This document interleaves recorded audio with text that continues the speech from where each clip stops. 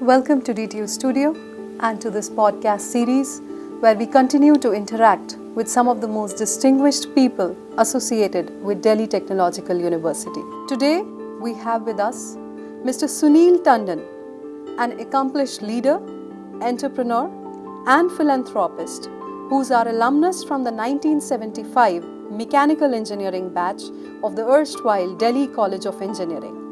After graduating from DCE, he went on to acquire an MBA with top honors and a gold medal from FMS, University of Delhi in 1977. Mr. Tandon began his career with Engineers India Ltd and soon went on to hold senior leadership positions across major organizations including Ballarpur Industries, Modi Alkalies and Apollo Tyres, where he rose to become the president and managing director of Apollo International. In 2004, he stepped into entrepreneurship and today he continues to bring his expertise as an independent director on the board of 3 companies. Beyond the corporate world, he dedicates himself passionately to social impact through the Koshika Foundation, where for over a decade he has been working to prevent blindness and support life-saving surgeries for children with heart defects. Thank you so much, sir, for being able to join us today. It's really an honor for us to have you with us. Thank you, Yashna ji. Thank you for inviting me to DTU. It's very nice to be back here. Coming back to your alma mater is like a bit of a homecoming thing. True. So it feels great. I'm particularly impressed to see the forward thinking and the dynamism of the current DTU leadership in initiatives like community outreach. Right. That's a subject which is very close to my heart, and I, along with some friends, we have been putting it into practice through our non-profit Koshika Foundation. Exactly. So thank you again. It's our pleasure, sir. So, sir, as you graduated, we just told our audience you graduated in 1975 from the Department of Mechanical Engineering. Right. So, the first thing we would like to know from you is how were those days at DCE? What was your experience like? You don't need to rub 1975, it's visible here. But nevertheless, those were very good days. As we came into DCE, suddenly we tasted newfound freedom after school. And to be honest, initially it turned our heads. So the first 2 years was all fun, merrymaking, and we had a very nice time. By that time, close friendships began to develop. And by the time we came to the last 2 years, that is the time we started worrying about our future, whether we were even going to get jobs or not. Those were different days. There was no environment culture for startups and things like that. And jobs were not easy for engineers. That's right. But those were very heady and nice days.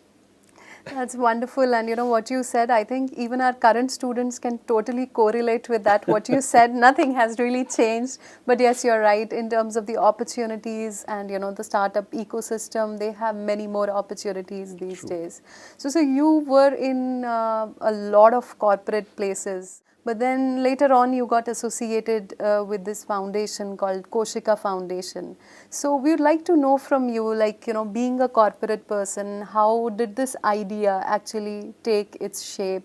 What is this foundation? Who are the founders? If you would like to tell us something about that. Well, the founders are the founder trustees, where 3 of us, all alumni of the 1975 batch of DCE, which is now DTU, Sumesh Sehgal, Anil Sachdev and I, Sunil Tandon. So all 3 of us, we started this. And something like Koshika is usually born of life experiences. Sumesh Sehgal lost his parents before he was 5 years old. He was raised with a lot of love and care by an elder brother and bhabhi. But that impacted him in a way which was very positive, because he developed a very positive outlook for the world and the world as one family, something on the lines of Vasudev Kutumbakam. Right. And that gave him a feeling which later on, I guess, crystallized in Koshika of feeling one with others. Anil Sachdev, right after college, he joined the army. But shortly after joining, he met with a motorbike accident. And poor thing, he was laid up in a hospital bed for close to a year. So at that point of time, I think he saw disease and death from very close quarters. Right. And that kind of sowed the seeds of empathy for others, helping others, and so on. I was doing well in my career. Life was cruising. Unfortunately, my wife fell ill, and a few years down the road, I lost her. They say losing a spouse is a life-changing event. For me, it certainly was. Surely, yes. And ever since that happened, I was always thinking of doing something for the society, because I think immersing yourself in doing something for others is the best way to counter personal grief. True. So this is how I think the ideas in the minds of the three of us got together, and that became the reason for the birth of Koshika. That's so wonderful to know. And, I think our audience, I'd like to point this out in particular, that, there are many ways of dealing with situations which are not so good. And probably one of the best ways is to do something good. And Yes. that's a wonderful thing. And that's something our students, our listeners, everybody should learn from that. So we would also want to know, at DCE, you had a different kind of a training. And then, you went on with this initiative of yours, which has led to so much social impact, of course. So was there anything in particular at DCE which, you think would have helped you later on in this initiative, or maybe in your other, corporate initiatives, if you could tell us more about that? See, I feel that DCE gave us three basic things. Number one, I would say, was the bonds of friendship. Those days, it used to be a 5-year course. Yes. 5 years of carefree happiness, 5 years of depressive worries about the future. So when you go through all of that together, a group of people going through all of that together, young people, they become close to each other, bonds of friendship, camaraderie, those feelings come. Right. And that's what DCE gave us. DCE gave us a kind of a platform where we realized that if you worked hard, you could succeed in life, irrespective of the background you came from. Absolutely. Whether you came from a rich family or a poor family, so long as you came to that place, because coming to DCE meant you had a basic minimum ability to be there. Yeah. So long as you came there, you had that minimum ability. If you worked hard, you could succeed in life. When you realize that whether you're rich or poor, and you have friends who are, whether they are rich or poor, you can all work hard and succeed, you come out of life not looking down at others. You feel maybe they've been less fortunate. So there is that sense of empathy that comes in the heart. Absolutely. Sense of understanding that comes. And that is, I think, what we gain from amongst the peers and other people in DCE, and that is what I'm sure somewhere worked at the back of the minds for creating Koshika, out of that empathy for others. Right.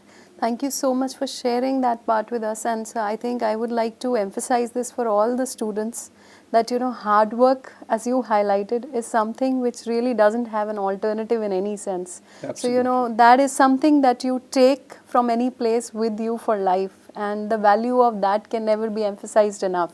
Absolutely. And the second thing which you said is also as important, that till and until we have a sort of kindness in our heart for everybody that we interact with, really life is nothing.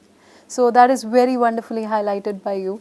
And so are there any professors or peers that you specifically remember from the DCE time who might have, probably transformed your life in some way or laid the foundation for what was to come?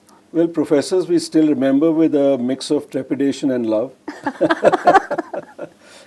to say the least. But of course, I mean, that's a joke. They were wonderful people. I think, we may not have liked some of them at that time, but I today, looking back, feel they were very big instrumental influences on our lives. And of course, we remember some of them very fondly. But more so, I would say, the peers, as I highlighted. the bonds of friendship that grew at that point in time. And those friendships were not based on, the kind of social strata one came from. Yeah. They went beyond that. Right. Everybody who was there was an equal. And that sense of equality, looking at people with that sense of equality, is, I think, the major experience, I would say, that came out of the DCE experience. That's lovely. And so one more question that we wanted to ask you was, since you set up this foundation, which today is having such a big level of social impact, so what were the initial steps that you took in finding, how were you supposed to set up this foundation? What were those initial days of the foundation like?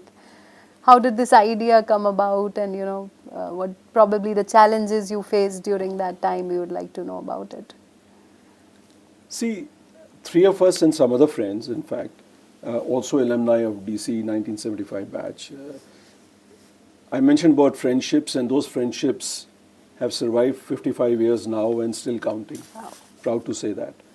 So, out of that group of friends, we used to meet and we used to talk often about, how we had done all that we could do with our lives, or perhaps we could do more. But then there was that sense of, little emptiness somewhere, that despite the success one had achieved professionally, one wanted to do something more. One wanted to give something back to the society.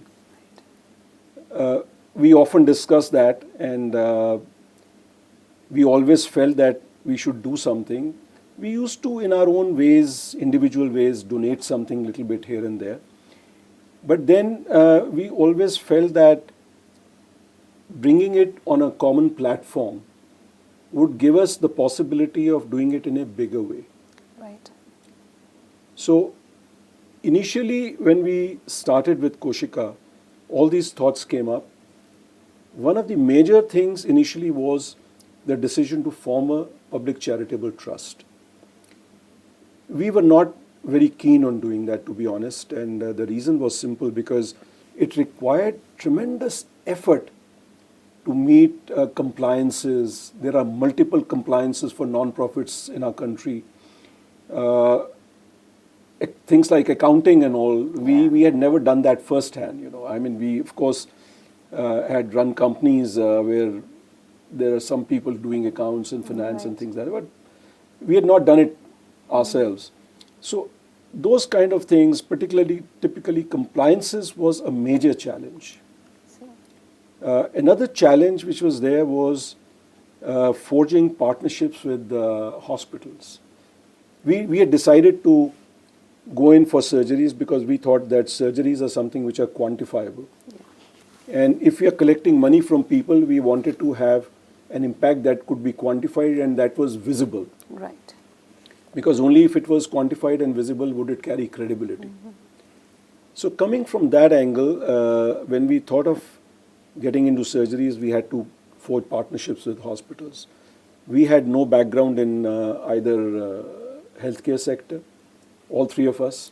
We had no background in the social sector. So for the hospitals to give us special discounted rates and take us seriously was also another major challenge. But well, we went along, started with Koshika, and I guess somewhere there was a very strong feeling that whatever we are doing is not something that we are doing. It is God's will which we are trying to implement, and to that extent, I think God's will propelled us to overcome whatever difficulties we faced at that time. Right. That's very good to know. So it's a wonderful initiative. I must congratulate you, and I think not on behalf of the university, but rather on behalf of the society for this initiative. So thank you. Thank you so much. So what is the long-term aim of this foundation which you have set up? Well, the long-term aim is basically preventing blindness and saving little hearts. For us, both these things are very important because, see, eye care is critical because 80% of our sensory inputs come through the eyes. In fact, it is the most important of the five senses. a person who has failing sight becomes dependent on others because one is not able to do things or move around freely. So if you are able to restore somebody's sight, prevent blindness, you're actually giving that person a second chance at gaining independence, dignity in their lives. So that is very, very important. We hope that will continue. Children's heart is another subject about which we are very emotionally attached because little kids born with heart defects from birth, some kid is not able to breathe properly, another child turns bluish because of, the heart is not functioning properly. Most people know of congenital heart defects as a hole in the heart. That is, of course, there, but that's not all. Right. There are very complex heart diseases, and the pity is that a lot of them come due to malnutrition when the mother is pregnant carrying the child. Because at that time, due to malnutrition, the fetus and the heart of the fetus does not form properly. Oh my God. So, in a way, this kind of a problem is also associated with the economic condition of the family, which is a sad part. And coming from there, if they have this problem, then any heart procedure, any heart surgery that is required to correct that, we all know how expensive these things are. So we hope that that is another area where Koshika will continue to work. These are the two main areas that we have been working on. Of course, community healthcare is also there, which is of interest to a lot of people. So we hope that this will continue. One more hope we have from the future is, we're not very young at the moment, 1975. So we hope younger people will come in and carry this mantle forward in the years to come.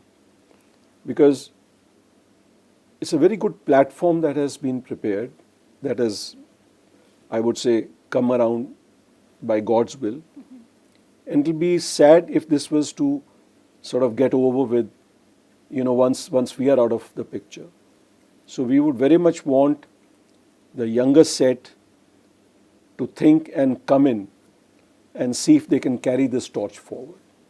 Absolutely, sir. I think this is a very noble cause that you're working for, and I really do hope that, somebody keeps carrying the flame alive, because this is a very important cause, definitely.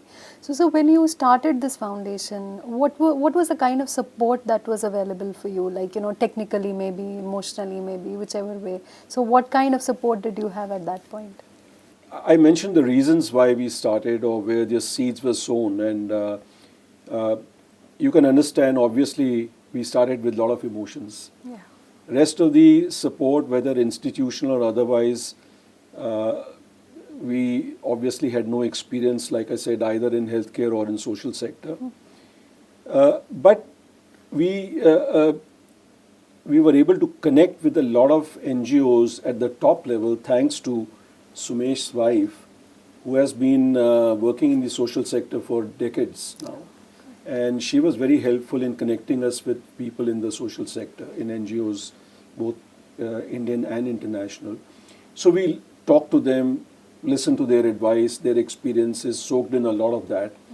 That became helpful. They were individuals with whom we connected, and once they realized the purpose and the manner in which we were going to work, because one thing was clear, that we were not doing this for ourselves. Yes. Trustees do not take even one single rupee out of this foundation. We have never, and we don't even now. So once people realized that the intent was pure and intent was altruistic, not selfish, they were willing to help. They were willing to advise us on how to go about things, compliances, how to make sure that we were compliant legally on various fronts was a major challenge. Right. I've already mentioned that forging partnerships with hospitals was a major challenge. Yes. So the institutional support came with a lot of sincere hard work on our part. But most importantly, the one thing that I said earlier, because we genuinely thought that this is God's work. Yeah. So I think the biggest support came from him. That is so He is the one who drove this whole initiative and has continued to drive it till today. Yes, I think I totally agree with that. Because if it is a noble cause, you will have forces coming and just Absolutely. unifying to help you in some way or the other. So that's wonderful. So, sir, especially, when you're working for such social causes and, especially for NGOs like this, it is very true that the progress is not very fast. You have to have a lot of patience. It's slow. And I think this is one aspect where I feel it would be a very good question directed to our students, that when in life progress is slow, what is the motivation? I mean, how do you just feel that, no, I have to do this and I have to keep going ahead? See, first you have to set your perspective right. We are all by nature, anybody who's done well in life or has worked hard, people who are in DCE, DTU, I'm sure they're all guys who have, or girls who have worked very hard. So by nature, such people, you could call them type A personalities, or they're restless people. Restless for doing more. Yes. We were also restless. Right. But because of that faith that this is not our work, this is not something that we are doing, the faith that God is doing His work and getting it done through us, we are only the medium. That faith, I think, helps sustain the motivation, because whether the pace was slow or fast, won't it be audacious on our part to find fault with God's pace if He was the one who was doing it? So rightly said. So we never did that. We never thought about the pace. We never quantified what we were doing and what our objectives were. We never put number targets there. God kept on driving us. We kept on doing what we were supposed to do. Sustaining motivation, one is this feeling that it's God's work, which is the greatest source of energy, motivation, and equally when you meet the beneficiaries. Yes. When you talk to them, when you hear about them, when you know their cases. We have known cases of, for example, a 1-year-old girl born with congenital glaucoma in both eyes. Oh my God. Something we had not even heard of. Yeah. Father is a simple electrician. They come from a part of Delhi. Now, glaucoma surgeries are expensive surgeries, and if that child did not get those surgeries, she would have grown blind. Oh my God. Father could not afford those surgeries. Koshika's help in making sure that that child got both the surgeries done with our support, that becomes a great motivation when you realize that what you have done or what has been done and what is the result of that. Right. You've given life to a person. Similarly in heart surgeries, there are umpteen number of cases. There was a young boy from West Champaran in Bihar. And this boy's father is a e-rickshaw driver. Way back in 2019 or 2020, this boy was diagnosed with a very serious congenital heart defect, and he was advised a 2-stage surgery. So the first stage of surgery was performed with Koshika's help. This was sometime, if I remember correctly, in August of 2022. And they were asked to come back for the second stage surgery 6 months post that. They never turned up. So one of the doctors at that hospital used to hold a OPD clinic in Bihar, and somehow, through him, the family was contacted. And we asked, why didn't you turn up? And they said they didn't have the money to pay for the rail fare from Bihar to Delhi. Oh my God. That's... And we are talking here a life of a young male child who could have, his whole life was at stake. Yes. He could have died if that second stage surgery did not happen in time. So anyway, somehow money was arranged, they were brought here. They came here and the boy underwent a very serious second stage surgery, which was very expensive. I'll be honest with you, it was so expensive that initially even we wondered whether we could support it or not, but we said, we are committed to saving this boy's life. And so we went ahead. A team of surgeons took 10 hours to perform that surgery. It was such a complex surgery. But at the end of it all, imagine this boy, when he was all right and he went back home, the feeling that you get, that is a very, very major motivation. Absolutely. And there are umpteen number of cases I can go on, but I don't want to run out of time with you on this. That's so wonderful to know, sir. And I think this should actually make the current generation, or rather every generation, think that, we are so busy in our lives. We don't think beyond that. We really have sort of closed our eyes to look at, what is probably something that in my own capacity I could do to help the society. So, we have to encourage everybody really listening to us right now that in whatever capacity you can, you've got to help others.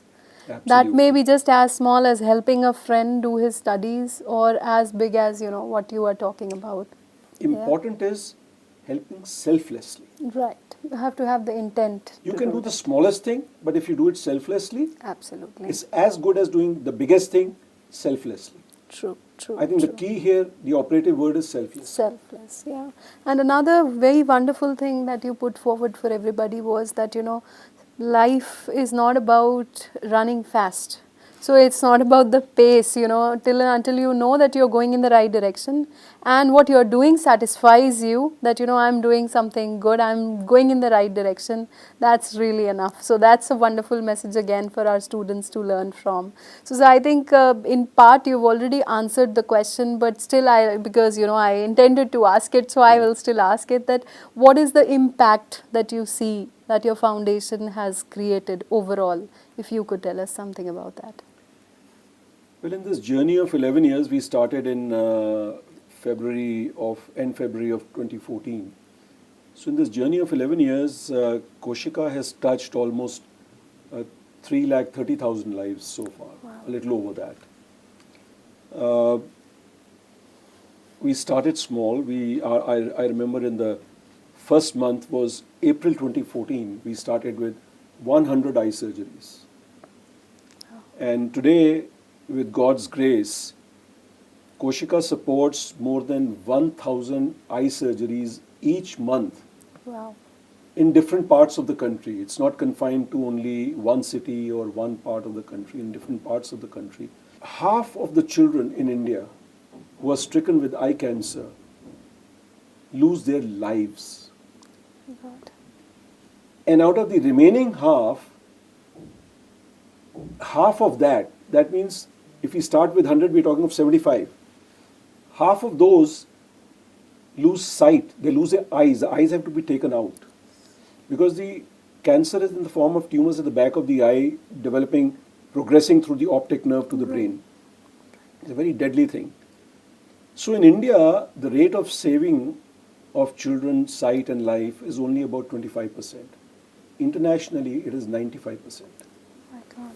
Why we are lacking so much? Partly because children come very late for this disease. People don't understand. And the treatment is very expensive. Chemotherapy, every time the child comes, you have to diagnose with an MRI and blood work, all of which costs a lot of money. So that is another, project that we have been for the past few years supporting in a major way. We devote a lot of our resources to that project. The number of children helped may not be very, very large like in cataract surgeries, but it's a very emotional subject because you are saving little lives.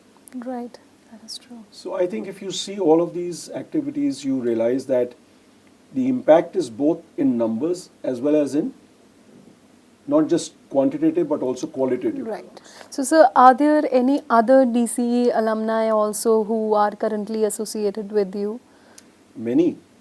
In fact, presently there are 6 trustees on the board of Koshika, and 5 of them, although there were 3 initial founding trustees, but today 5 out of 6 are DC alumni. Oh, wonderful. And not only that, like I said, alumni spread in different parts of the country and different parts of the world are also connected with us, both by way of donating themselves. For example, There are some batchmates of ours who are in Australia, in US. They are very major supporters for the cause. They donate and they also do fundraising on our behalf. So, is there any collaboration in particular, or any innovations that you're particularly looking at right now? Absolutely, yes. And that one is with you people at Yes, DTU. yes, right, right. We have been very enthused looking at the community outreach initiative of DTU. Yes, You people formed this CCDR, yes. the Center for Community Development and Research, for understanding what are the problems confronting the society and then trying to find technology-backed solutions for those problems. That's right. That I think is wonderful. It's very innovative, very important for the society. We work with hospitals, and we work to help poor people. If technology can be used to make sure that healthcare can be delivered more efficiently at lower costs to poor people, Right. then I think that would meet the objective of all the parties, the hospital, DTU and us. Under the MOU that we have signed with your foundation, definitely as one of the aspects arising out of it, we definitely hope that, like you said, if healthcare can be taken beyond boundaries that Absolutely. exist today. Just like, DTU's recent initiative has been to take education beyond boundaries with our Wisdom on Wheels, probably something on those lines if our students and faculty can get together, and we can probably make that a reality, bringing technology-backed healthcare Absolutely. to everybody. So we really do hope that, with everybody's support, that becomes a reality very soon. So one of the last questions I wish to ask you is that, there are a lot of students on campus with a lot of energy. And for those of them who probably, really from their heart want to work in the social sector, in the development sector, for the community, since community outreach, as you highlighted also, is one of the biggest aims of any educational university, has to be. So for those children, if you would just give some message, that would be great. I would strongly advocate that definitely, whether now or tomorrow or later, do come and work in the social sector in whatever way, in whatever capacity, but do something selfless for others. The kind of happiness that it gives you, the kind of satisfaction it gives you can come from no professional achievement, believe you me. This is something completely different because it's something human that touches the heart. Right. But I think it's important that the students must be honest to themselves, honest in terms of what do they really desire. If the desire is sincere, by all means, but you also need to know what time you should make that transition, at early stage of your career or at a later stage. We, for example, made it at a very late stage in our careers, and that was fine because if you are young and you have dreams and you want to create your unicorns and you want to earn money and do all of that, you want to enjoy the world, by all means go ahead and do it. There's nothing wrong, there's nothing dirty about that. Right. Only when the desire is sincere and strong from within, the call comes from within, then definitely come, but be honest with yourself. If the intention is only to add it to a resume to prepare an entry into a foreign university, fine, that also may be an objective, but the way of fulfilling that may be slightly different. Right. But if the idea is sincere, then the best thing is to come and do this. Help Absolutely. someone, do something selfless for others. That is wonderful, wonderful message, sir. And I think if I summarize the discussions we had with you today, it has been very well highlighted by you that, for all our students, for everybody who's listening to this podcast, there's a need of honesty, there's a need of sincerity in life, not just towards probably a social cause, but for rather everything you do in your life. and you have to keep investing your hard work in the right direction without worrying about the pace at which things are going. And I think it's so nicely highlighted by you that whatever we may be doing, whatever our desires are, but if there's something we can do for the community, that's always going to bring a level of satisfaction that nothing else probably ever can. So thank you for such a wonderful interaction, sir. Thanks a lot. It has been a pleasure interacting with you. Thank you so much. I thank you on behalf of the university once more. Thanks a lot. Thank you very much. Thank you, everyone. Thank you very much. Really grateful again, and God bless. Thank you. Thank you.